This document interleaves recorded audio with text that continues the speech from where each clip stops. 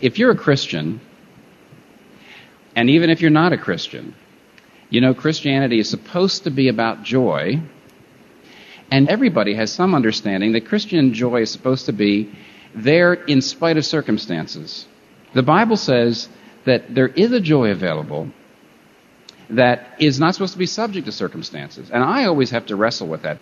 I have to say to myself, why do these things affect me so much? Why is it that there's not a relentlessness about my joy? So the Bible very clearly says that there is a joy available. And that joy should make us at least quietly happy, no matter what the circumstances. That there's a joy that the deepest trouble can't put out, and that if properly nourished and properly nurtured, can coexist and even overwhelm the greatest grief. Now, there's plenty of places where that's just stated. You know, when Jesus, in John chapter 17, he prays before the Father, just before he's leaving this world. And he says, Father, he prays for us. He prays for his followers. And he says, I pray that they may have the full measure of my joy within them. And one chapter earlier, he's speaking to the disciples, and he says, you will rejoice, and no one will take away your joy. Now, that's pretty amazing. You know, he knows who he's talking to. He's talking to his 12 disciples.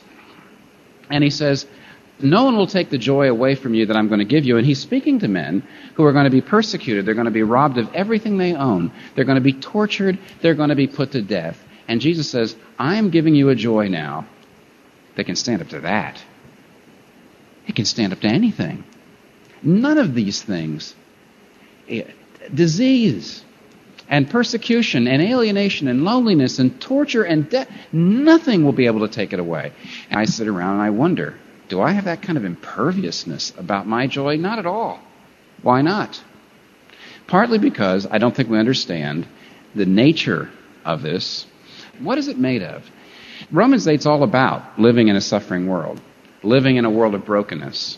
Up in chapter 8, if you go a little earlier than the place that we pulled this out of these verses, you go up to verse 17 and 18. Paul says, I consider the sufferings of this present time are not, he's talking about that. Sufferings. And a little bit later, he's talking about trouble and persecution and nakedness and poverty and danger. And he's talking about how do we live in a world like that. And then these three verses, they're very, very famous.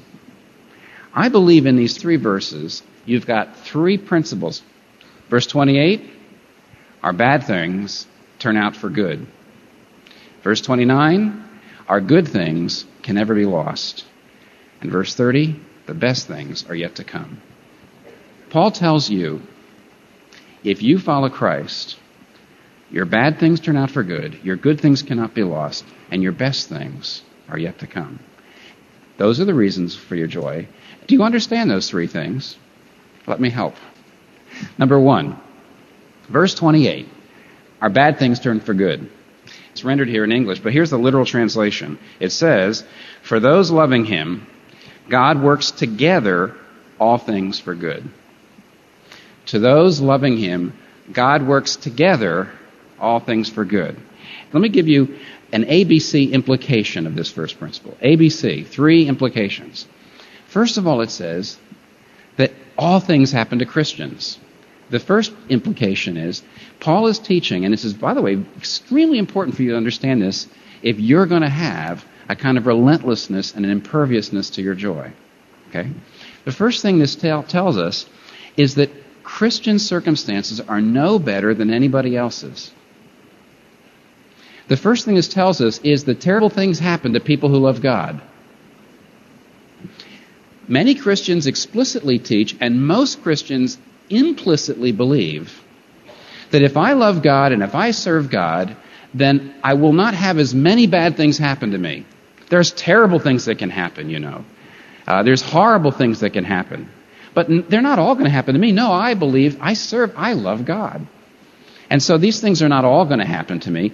By and large, my circumstances will be better. And this text tells us, and experience shows us, that that's just not true.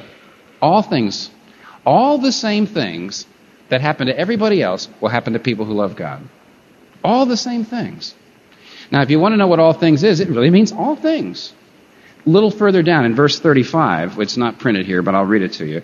Paul says, what can separate us from the love of Christ? He says, can, and he mentions this, trouble, hardship, persecution, famine, poverty, danger, or sword?